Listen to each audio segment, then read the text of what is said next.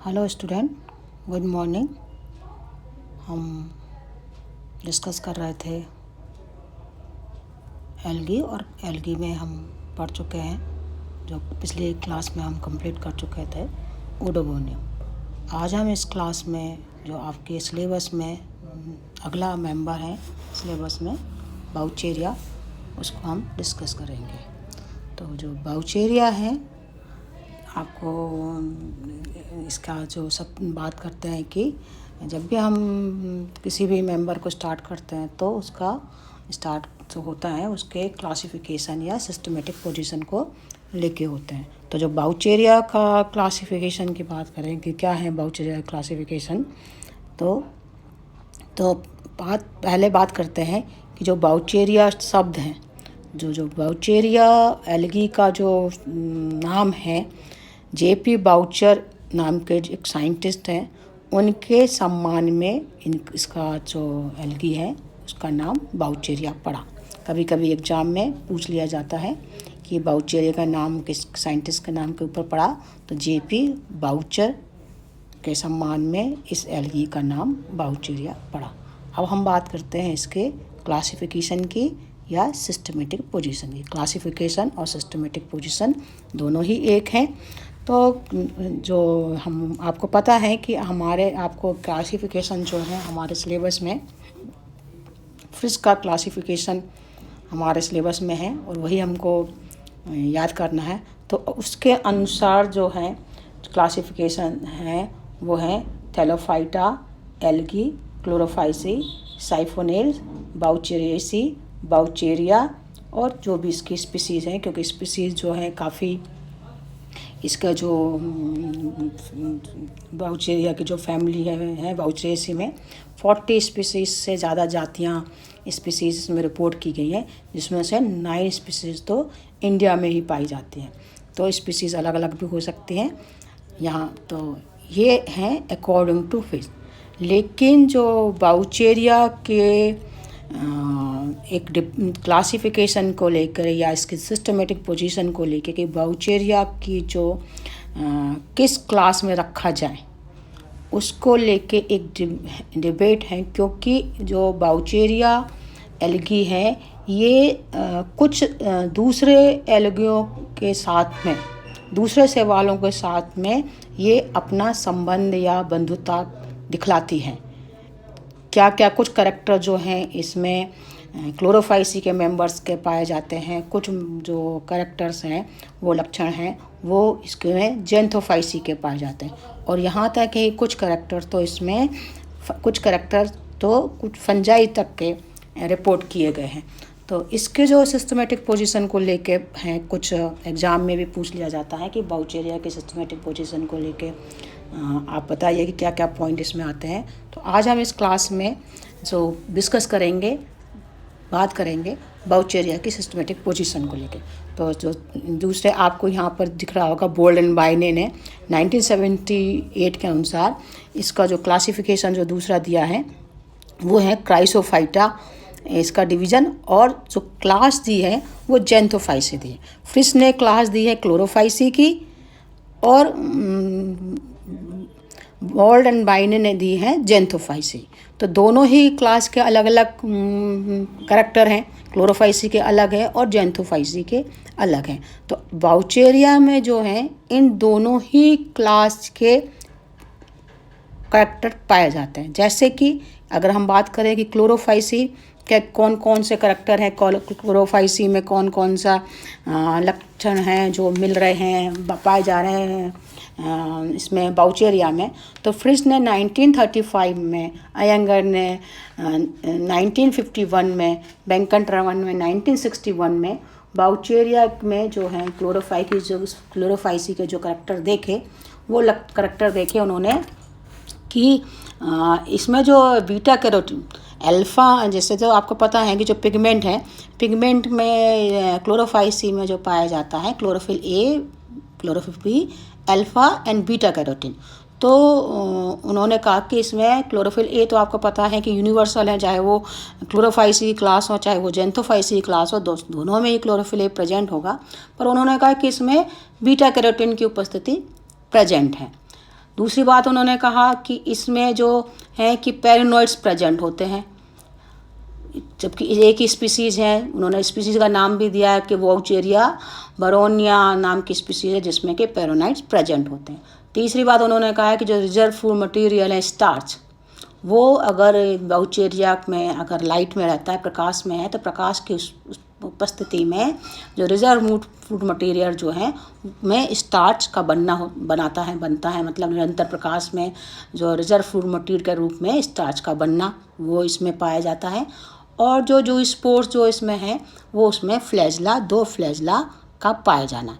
ये जो सब करैक्टर हैं वो क्लोरोफाइसी के क्लास में पाए जाते हैं या क्लोरोफाइसी के मेंबर्स में पाए जाते हैं। तो इन करैक्टर के बेसिस के ऊपर जो फ्रिच ने 1935 आयगर ने इन्होंने वाउचेरिया को क्लोरोफाइसी क्लास में रखा, जबकि जो जैंथोफाइसी क्लास में जिन्होंने स्मिथ ने रखा है इसको, स्मिथ ने 1950 में इसको, ग्रीनवुड ने 1957 में, प्रेस्कॉट ने 1969 ने, चैपमैन ने 1973 ने, वॉल्ड एंड वाइने ने 1978 ने। जो वाउचेरिया में उन्होंने जो करैक्टर देखे और उन्होंने इन करैक्टर को देखकर इसके जो क्लासिफिकेशन है सिस्टमैटिक पोजीशन में इसको जैंथोफाइसी क्लास में रखना उचित समझा। और उन्होंने क्या क्या करैक्टर देखे उन्होंने जो जैंथोफाइसी क्लास के हैं, कि उन्होंने देखा कि इसमें सेल में क्लोरोफिल बी एब्सेंट था, क्लोरोफिल ए तो था पर क्लोरोफिल बी नहीं पाया जाता है, जबकि क्लोरोफाइसी में क्लोरोफिल ए प्लस बी दोनों ही होना चाहिए। लेकिन उन्होंने देखा कि वाउचेरिया में क्लोरोफिल बी की अनुपस्थिति है, लेकिन इसके अलावा क्लोरोफिल सी और क्लोरोफिल ई प्रेजेंट है, मतलब chlorophyll A and chlorophyll C और ई, जो कि जैंथोफाइसी क्लास में करैक्टर हैं। जैंथोफाइसी में सी और ई क्लोरोफिल पाया जाता है। इसके ऊपर उन्होंने कहा ये पिगमेंट जो है वो जैंथोफाइसी के पिगमेंट मिल रहे हैं वाउचेरिया में, इसलिए ये जैंथोफाइसी में रखना चाहिए। दूसरा उन्होंने कहा कि जो कैरोटीनॉइड्स की हैं, जो कैरोटीनॉइड्स हैं वो कैरोटीनॉइड्स की जो मात्रा है इन कंपेरिजन टू जो क्लोरोफाइसी में मिलते हैं कैरोटीनॉइड्स अल्फा बीटा कैरोटीन के से ज़्यादा, इसमें जो नंबर हैं अधिकता में उनमें बहुत अधिक मात्रा में कैरोटीनॉइड्स पाए जाते हैं जैंथोफाइसी की फैमिली में। तो वाउचेरिया में अधिक मात्रा में कैरोटीनॉइड्स पाए जाते हैं। ये करैक्टर भी जैंथोफाइसी के मेंबर से मिलता है वाउचेरिया का। तीसरा उन्होंने कहा कि जो पेरिनोइड से प्रायः अनुपस्थित एब्सेंट ही हैं, एक आध किसी वाउचेरिया की स्पीसीज़ में अगर पेरिनोइड्स पाया गया जैसा कि फ्रिच ने कहा, पर मैक्सिमम जो मेंबर हैं उसमें पेरिनोइड्स जो हैं वाउचेरिया में नहीं पाया जाता। दूसरी स्पीसीज जो इतनी सारी रिपोर्ट्स हैं की गई हैं उनमें पेरिनोइड्स एब्सेंट होता है, और पेरिनोइड्स का नहीं मिलना भी एब्सेंट होना भी जो है वो जैंथोफाइसी के मेंबर का क्लास का करैक्टर हैं। तो अतः इसे जैंथोफाइसी में रखना चाहिए। और रिजर्व फूड मटेरियल जो मेन एक करैक्टर है रिजर्व फूड मटेरियल वो है कि वो इसमें ऑयल पाया जाता है, तो वो ये भी बिल्कुल स्ट्रॉन्ग करैक्टर है जैंथोफाइसी क्लास का। तो oil reserve food material oil है, वाउचेरिया में ऑयल रिजर्व फूड मटेरियल जैसा पाया जाता है, तो ये भी जैंथोफाइसी का करैक्टर है, अतः इसे जैंथोफाइसी में रखना चाहिए।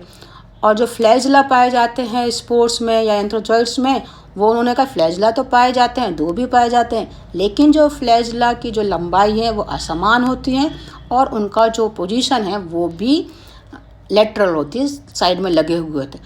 अतः ये जो 4-5 करैक्टर हैं नंबर की, इसका पिगमेंट सी और ई का मिलना, नंबर ऑफ कैरोटीनॉइड्स की अधिकता होना, इसमें पेरिनोइड्स नहीं पाया जाना, रिजर्व फूड मटेरियल ऑयल होना, और एंथ्रोजॉइड्स में जो अनइक्वल फ्लैजला 2 फ्लैजला पाए जा रहे हैं वो अनइक्वल फ्लैजला पाए जाना, ये सब जो करैक्टर हैं ये जैंथोफाइसी के हैं। अतः ये जो वाउचेरिया हैं इसको तो जैंथोफाइसी में ही रखा होना चाहिए। तो जब हम इसके क्लासिफिकेशन पढ़ते हैं तो आपने यहाँ पर भी स्क्रीन पे देख रहे होंगे कि अलग अलग साइंटिस्ट ने अलग अलग क्लासिफिकेशन दिया है। फ्रिच ने दिया है क्लोरोफाइसी क्लास लिखी है और बोल्डेनवाइन ने इसका क्लास जेंथोफाइसी लिखी है। पर जैसे कि बात करेंगे, क्योंकि हमारे सिलेबस में फ्रिज का ही क्लासिफिकेशन है, तो अगर हमारे एग्ज़ाम में बाउचेरिया का क्लासिफिकेशन पूछा जाता है तो हमको फ्रिज का के अनुसार ही क्लासिफिकेशन लिखना पड़ेगा। लेकिन अगर इस सिस्टमेटिक पोजीशन के बारे में पूछा जाता है तो हमको इन दोनों का बारे में डिस्कस करना पड़ेगा और दोनों के ही पॉइंट लिखना पड़ेगा कि क्यों, किस लिए जेंथोफाइसी क्यों है और क्यों क्लोरोफाइसी क्यों है।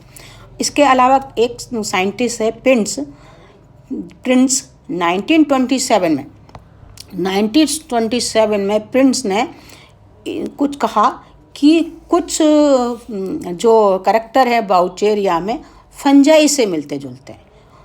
अब कम्बक से मिलने वाले करैक्टर उन्होंने कहा कि कौन कौन से हैं, कि इसका जो थैलस है बाउचेरिया का वो सिनोसिटिक टाइप का थैलस है।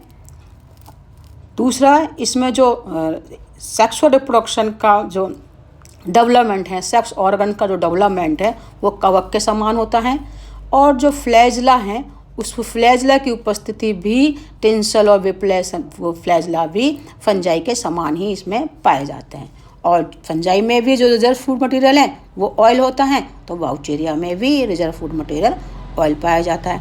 तो ये प्रिंटिस ने 1927 में इवन उन्होंने तो बाउचेरिया की जो कहें कि इसके जो कुछ संबंध, सह संबंध अगर हम कहें, संबंध बंधुता जो है वो फंजाई से भी करती, कि इसको तो कुछ करैक्टर फंजाई से भी पाया जाता था। इसका ये है कि इसकी अगर हम बात करें कि बाउचेरिया की जो सिस्टमेटिक वर्गीकृत स्थिति या सिस्टमेटिक पोजीशन को लेके एक अनसर्टेनिटी है, अनिश्चित वर्गीकृत स्थिति है कि किसी ने इसको जेंथोफाइसी में रखा और किसी ने इसको क्लोरोफाइसी में रखा। और जेंथोफाइसी क्लोरोफाइस के साथ साथ कुछ करैक्टर इसके फंजाई में भी पाए जाते हैं। तो इसलिए कभी कभी एग्ज़ाम में इससे पूछ लिया जाता है बच्चों। तो इस पे आज हमारे इस टॉपिक पे आज इस क्लास में जो है इसी का डिस्कस हमने किया कि सिस्टमेटिक पोजीशन लेके बाउचेरिया की। बाद में जो है कोर्स का इसमें जो है बाद में जो स्मिथ ने और इसमें स्टेन ने 1948 में जो रिजर्व फूड मटेरियल और जो एंथ्रोजॉइड्स के जो फ्लैजला की जो स्ट्रक्चर को देखकर बाउचेरिया को स्मिथ ने 1955 में जेंथोफाइसी में, मोस्टली साइंटिस्ट ने इसको जेंथोफाइसी में ही रखना उचित समझा। लेकिन बाद में ये भी उसमें उन्होंने कहा कि हम इस करैक्टर को नहीं इग्नोर कर सकते हैं, इस तरफ को ध्यान नहीं दिया जा सकता है कि बाउचेरिया जो है प्रकाश की उपस्थिति में, निरंतर प्रकाश में स्टार्च का बनना भी एक बड़ी बात है। तो क्लोरोफाइसी का भी एक स्ट्रॉन्ग करैक्टर, ऑयल तो है रिजर्व फूड मटेरियल, लेकिन प्रकाश की उपस्थिति में इसमें जो स्टार्च का बनना पाया जाता है। तो इस तरह से ही बाउचेरिया के सिस्टमेटिक पोजीशन को लेके थोड़ी सी अनसर्टेनिटी है। फिर भी हमें, क्योंकि क्लासिफिकेशन हमारे अकॉर्डिंग टू फ्रिज हमको पढ़ना है, क्योंकि हमारे सिलेबस में फ्रिज का क्लासिफिकेशन है, तो अतः अब क्या है बच्चों, इसका बाउचेरिया का क्लासिफिकेशन या systematic position, Thallophyta, algae, Chlorophyceae, Siphonales, Vaucheriaceae, Vaucheria और इसके स्पीसी जेमिनेटा यहाँ पर दे रखा है, पर स्पीसीज कोई भी दूसरी भी हो सकते। तो जेमिनेटा इसलिए दिया क्योंकि क्लोरोफाइसी में उन्होंने कहा कि इस स्पीसीज में अगर थैलोफाइटा का है तो रूट शूट लीव्स नहीं पाई जाती। एल्गी इसलिए है क्योंकि क्लोरोफिल प्रेजेंट है। क्लोरोफाइसी इसलिए है क्योंकि क्लोरोफिल ए बी इसमें भी सी और ई है। साइफोनेल्स ऑर्डर है। अब जो साइफोनेल्स ऑर्डर की अगर हम बात करें तो दो इसमें जो स्पेशल साइफोनीन पिगमेंट का पाया जाना चाहिए। साइफोनीन पिगमेंट होते हैं वो प्रेजेंट होना, और बाउचेरिएसी फैमिली और बाउचेरिया। तो ये हमारा क्लासिफिकेशन, आज इसमें क्लासिफिकेशन की बात करिए। अगली हम क्लास में इसका ही बाउचेरिया का लेकर करेंगे, थैलेस स्ट्रक्चर, और आगे का डिस्कस करेंगे। ओके बच्चों, थैंक यू वेरी मच।